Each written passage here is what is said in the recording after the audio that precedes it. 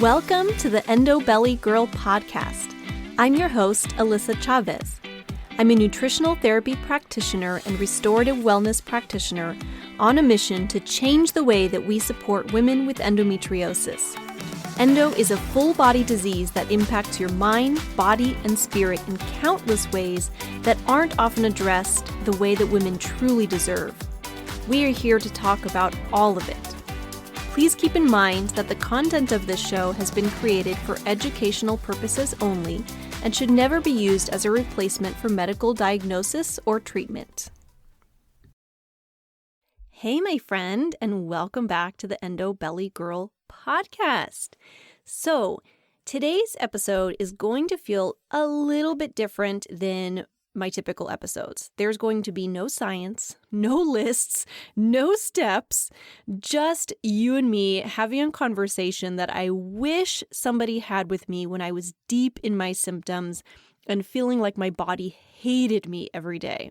So if you're listening to this on a day when you're flaring, you're exhausted, or just emotionally worn out, I hope that this episode makes you feel less alone. Because, my friend, your body is not broken and you are not failing.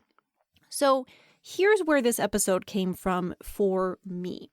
I was first diagnosed with endo when I was, want to say about 27, 28 years old, quite young, and probably had endo for years before that, but that's when I was actually diagnosed.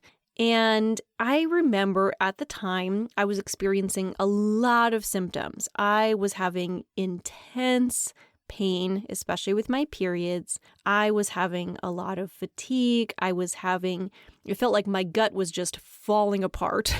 Like they were always issues. I was bloated. My gut felt inflamed. I was spending a lot of time in the bathroom. And I was also struggling with fertility. And so when you combine all of those things, especially at such a young age, what really happened to me is that I truly felt like I was broken, like there was just something wrong with me and that I was just fundamentally broken. And it was really challenging for me to find my way out of that. And, nowadays I'm not perfect. I've come a very, very, very long way in my health. At this point, I have little to no pain. I have energy again. There's my gut symptoms are a thing of the past. That's not really a thing for me anymore. I'm still on my fertility journey. That's still a part of my journey, but I've come to a place where I've realized that I'm not broken. And in fact, you guys know my business name handle at the moment is Endo Belly Girl. That's the name of this podcast, the Endo Belly Girl Podcast. On Instagram, you can find me at Endo Belly Girl. My website is endobellygirl.com, and this is not all intended to just be one big advertisement, but the reason I say this is because my original business name, when I first started, it was actually Whole Woman Wellness. If you've ever emailed me, you will see that my email address is still alyssa@wholewomanwellness.net because, well, quite frankly, I'm not tech savvy enough to figure out how to switch that all over. It just seemed like more hassle than it was worth, so I just kept the old email. Anyway, not that you really need to know all of that information, but the reason that original business name came around, Whole Woman Wellness, was because I for many years did not feel like a whole woman. And I thought that it was really important to share that message that whatever is going on with you, wherever you are in your health, whatever's happening in your life, you are a whole woman. And I think that that's just a message that's really, really, really important to hear because I know it's something that I needed to hear and honestly continue to need to hear because we're hard on ourselves, So I realized that I've never really heavily talked about this concept. I'm sure I've mentioned it here and there in the podcast and on Instagram and all the things, but I really wanted to dive deep into this topic and just have a little heart to heart, right? I want this podcast to be informative and be able to share all of the things that you can do to really support your body. I really do want that, but I also want it to be a place of connection where you leave this podcast feeling like somebody gets you. Somebody out there understands. And so I hope this episode will do that for you. So first of all, I just want to talk about kind of I wouldn't even say it's really a direct lie that we've been told, but just something that isn't maybe as widely understood or talked about in our modern society. And that is the whole idea that we're not really taught to trust our bodies. And honestly, I think this is a big part of why it's so hard to get an endo diagnosis, because I think oftentimes we as women don't really trust our bodies or our instincts.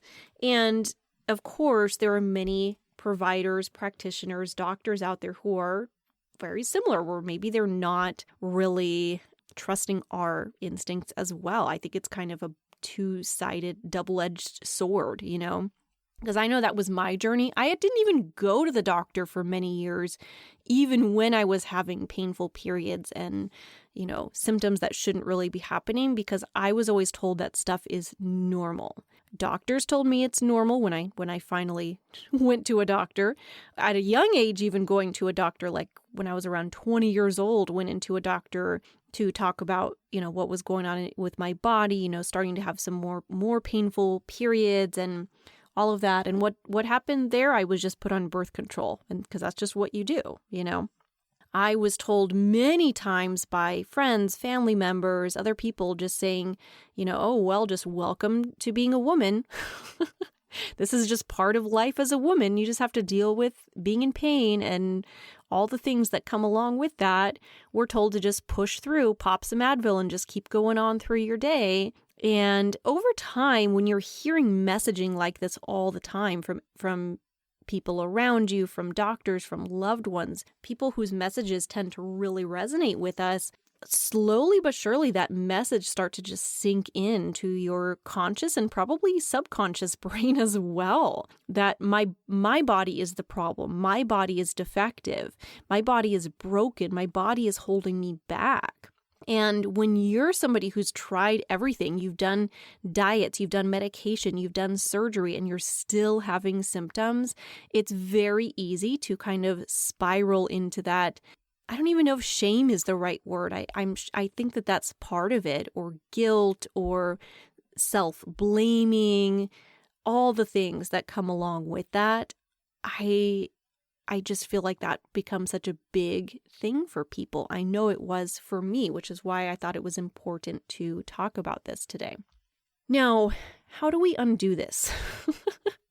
First of all, honestly, I love what I see happening out there on social media. And I feel funny saying that because obviously we all know there's a lot of negative stuff happening on social media. Absolutely there is. There have been many, many, many things I've seen on social media that I don't agree with, that I don't love. I certainly see a lot of things about how, diet doesn't really help with endo, and, we just need to be relying on surgery and medications and all the things. But you know what? Everybody's got to do things their own way. If that's what works for you, amazing. The part that I am really loving seeing on social media, though, for me, is people sharing their stories. I love how many of you are out there sharing what your journey's been about, because I think just that helps people to feel less alone, helps people to realize that what they're going through is not, it's not just them. They're not crazy. There's other people out there who get it. Those symptoms are real. I think the more that we just spread awareness and all of that, I think is so incredibly powerful. Now, if you're not somebody who loves sharing all the things on social media, I get it, right? The only reason I really do, honestly, is because I have a business, right? I, kind of do have to make a living over here, so I share a lot. And honestly, I love the connection piece of it too. I really, truly love actually talking with other human beings who have endo and getting to connect. I really do love all of that. But I know everybody's doing things their own way, but even if you're sharing within conversations or, talking to people in your personal life, that works too. Now, circling on to another part of this conversation, I think it's important to understand what symptoms really are. And I think reframing this can be really, really powerful. Because I know for many, many years, when I had symptoms coming up, especially those, not so fun endo symptoms, what I felt was that my body hates me, my body is broken, my body is failing, all the things. And what I've learned along the way, and I think this is something that I've really worked on reframing in my mind, is that symptoms are communication, not punishment. Symptoms are communication. Symptoms are your body's way of telling you, of sharing what's happening in there. So endo pain or fatigue or gut symptoms or anything that's going on in your body, it's not your body attacking you. It's your body protecting you the best way that it knows how. When you have inflammation, when you have flares, fatigue, they're all messages that your body is sending you. Your body isn't trying to ruin your plans or your life. It's asking you, can you slow down? Can you nourish me? Can you stop pushing me past my limits? Can you give me the nourishment and nutrients that I need? Can you help to reduce the inflammatory load on my body? Can you support me? And I know for me, in my journey, when I started really listening to my body, not with fear, not with resentment, but with curiosity, what I realized is that my body was just doing her best. She just needed help. One reframe that I've heard that I have really enjoyed and resonated with is that what if you start thinking of your body like it's a small child? If you had a little 5-year-old child walk up to you and say they're in pain, or they're tired, or they're having tummy troubles,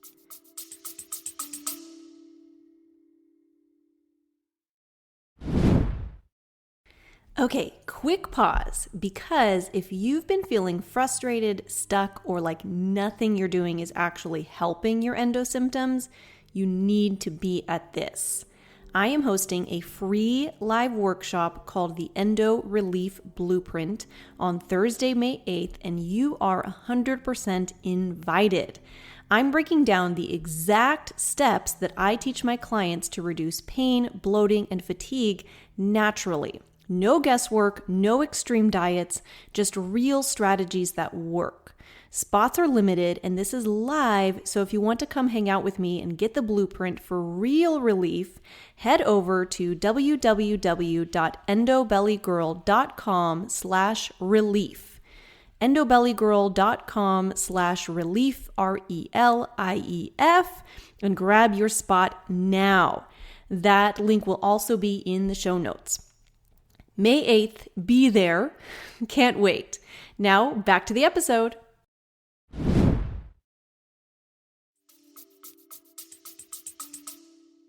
What's your first reaction to that? Are you going to sit there and berate them and roll your eyes and yell at them and ask them why they hate you? Probably not. I mean, maybe if you're a really exhausted mom and you've just been pushed beyond your limits, okay, maybe. You're human, I get it. But in general, when that small child walks up to you and asks you for support in some capacity, you're going to look at them with compassion and caring and understanding and wanting to nurture them and care for them.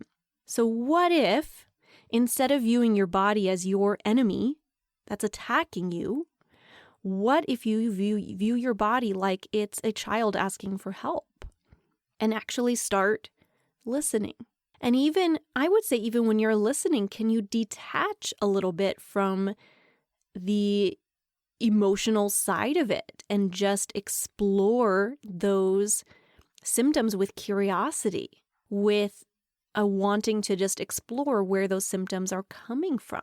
What if we tried that? What if we worked to really support our bodies in the way that they really want and need, rather than trying to, go against our bodies and go to war with our bodies? What if we tried that? Now, it's okay, by the way, to want healing without hating where you are. It's okay to do that, right? I used to think that I had to fix my body before I could be kind to it. But I learned along the way that I can actually hold both frustration and compassion at the same time. And honestly, the more that I lean into compassion for my body, for myself, the less that I feel that frustration. It's amazing how that shift happens. This is where the mindset really matters. The language that you use matters, whether that's inside of your mind or out loud as you're talking to others. Now, I don't want this to turn into one of those toxic positivity things where it's just a matter of, just think positive and all will be well. It's not that simple. However, I do believe, because I've experienced this myself and I have clients I know who have experienced similar things, because this is something that we talk about within my practice, I have really found that reframing the way that I speak to my body, the way that I think about my body, has made an enormous difference in the way that I feel. Because also the way that you think about your body is going to affect your actions. Think about it this way. Tell me if this scenario sounds familiar to you. You're feeling crappy about yourself. You're feeling like your body is broken. You're feeling upset with your body. You're feeling angry, hurt, frustrated, all the things. And so you go out and you buy yourself a big old pint of ice cream and you sit there and you just eat the whole thing while you binge Netflix for hours. Sound familiar? Ask me how I know, my friend. We've all been there, right? Whereas if you're thinking of your body with compassion, you're approaching things with a calm, compassionate mindset, from a healing mindset, what often happens instead is that you start to make different choices.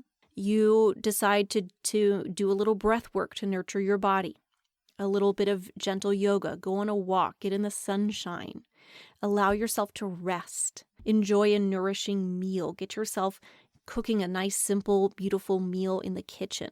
And all of a sudden, the way that your body feels starts to shift because your mindset is changing. You're starting to love your body again. And you loving your body again creates the actions that then happen, how you care for your body. And every single time that you choose those positive actions for your body, what you're saying is, I believe in you. I'm here. I'm caring for you. I've got you. And when your body feels that, it's going to start to calm down. Again, come back to that comparison, that analogy of a small child. When that small child comes to you and they're in pain and you give them a hug and you soothe them and you help them, even without necessarily doing anything, that pain starts to lessen. They start to calm. They start to settle. Whereas if you, approach them gruffly, if you, yell at them and say, well, you shouldn't have been doing that thing that you hurt yourself doing, or shames them or guilt them in some capacity, or roll your eyes, they start to get upset. They start to get frustrated. And next thing you know, that pain starts to escalate. The way that their feeling starts to escalate. We're the same way. Every single one of us, my friend, we are just small children in grown-up bodies. Really, truly we are. I mean, how often do you have mental tantrums? If you're like me, often, right? We just are grown-ups, and so we learn to better handle that and, still conduct ourselves in a manner that is generally accepted in society. But really, truly, we're all just small children in a grown-up's body. But being a grown-up and having more life experience also gives you the space to make different choices in the way that you're thinking, whereas a small child may not really understand how changing the way that they think, their outlook, the way that they speak to themselves, they may not fully understand the impacts of that, but you can. You have that ability. So what if you start to make some little shifts there? Now, last thing I want to touch base on today is the idea that progress doesn't always look like what you think. Now, this is a concept I've been really, really working on fine-tuning in my own life. It's the whole idea that the inputs matter so much more than the outputs. As far as where we want to focus our attention, of course you want the output of your body feeling better, being in less pain, having more energy, having improved fertility. We want all of that. Yes, those are your goals. However, if we're all focused on that and not focused on the steps that we need to take to get there, it can very quickly lead to frustration. So what if instead you focus on the steps that you're taking? Think about if you wanted to be a bodybuilder.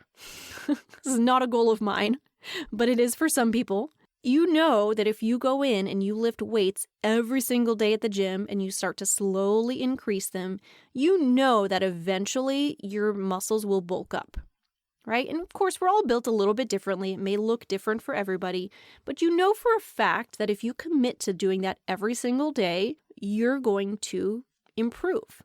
You're going to get stronger. You're going to build more muscle. There's really no ifs, ands, or buts about that. You can't possibly do that for long periods of time and not see the results.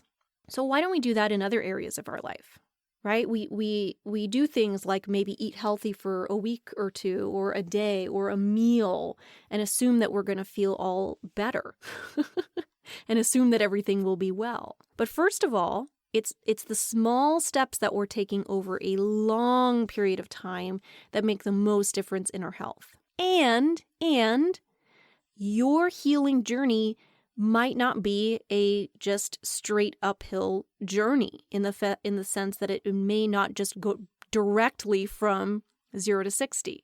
It's very common for there to be ups and downs. It's very common for there to be cycles where you're feeling better, cycles where you're not feeling better. And that, my friend, is not failure. That's movement. That's still you headed in the right direction. Healing is a journey. It's not a straight line. And your path is valid, even if it doesn't look like everyone else's, right? I heard a story recently, and this is unrelated to health, but I do feel like it can really connect with us and our journeys, your journey as an endo warrior. I was listening to a podcast recently, and there was a gentleman being interviewed. And he is, at this point in time, a psychologist. And, it's challenging to become a psychologist. It requires a whole lot of time, energy, effort, many years in school. It requires a lot of education, okay? It's a big commitment. And he really struggled in college. He was very addicted to video games. And this, by the way, is a fairly well-known psychologist. I just can't actually remember the name off the top of my head. I even tried to go back and look it up, and I couldn't seem to find that same episode that I was listening to. So if this story sounds familiar to you, it's because it's been publicly talked about by this gentleman. And if I remember his name, I will share it with you. But I was listening to it recently, and it really resonated with me. But he shared about how when he was in college, he was very addicted to video games. And I'm talking about like his undergrad, the beginning of his college years. And he ended up graduating college with, I think, less than a 2.0 GPA or something like that. It was very, very low. And that was really not because he wasn't smart or couldn't figure it out, but because he was spending so much time playing video games that he was not getting his work done. He was missing classes. He was not turning in assignments. He was missing tests. And so he ended up with a very low GPA. Later on, decided he really wanted to turn his life around and gear things up and reach towards his goal. He wanted to become some kind of doctor. And so he had to get into medical school. And in order to get into medical school, he started filling out applications. And I forget how many years it took, but he ended up filling out 150 medical school applications before he was finally accepted to one. 150. How many people do you know who would stay committed that long and not just throw their hands in the air and call it a failure? Not many. My husband and I were having a side conversation about this because I was saying I feel like most people would probably give up after maybe 5 or 10 applications and just decide to take their life in a different route. Most people would. But he just decided he was going to stick with it. He wasn't going to let those quote unquote failures get to him. He was going to just keep going. And he was saying at the end of the day, what's really the difference between filling out the first application compared to the 150th application? And the truth is, there's not much difference. The big difference really is your emotional state behind it, right? The feeling like you're a failure, you're not going to make it, self-guilt and shame and all the things. But if you're able to kind of put that aside, to separate yourself from that a little bit and simply focus on the task at hand, boy, can that get you to your goals. Even if it takes a heck of a lot longer than you think. I'm sure when he filled out application number 1, he probably wasn't anticipating that there would be an application number 150, but there was. Now, the reason I bring this up, you're probably not applying to medical school. Maybe you are. I mean, there's bound to be somebody out there who is. But even if you're not, how does this apply to your endo journey? Well, what I hear oftentimes are comments like, well, I've tried changing my diet and it didn't work. Or I've tried taking supplements and it didn't help. Or I've tried making changes to my lifestyle and it didn't really do anything for me. And what I say to you is, keep trying. Keep doing things.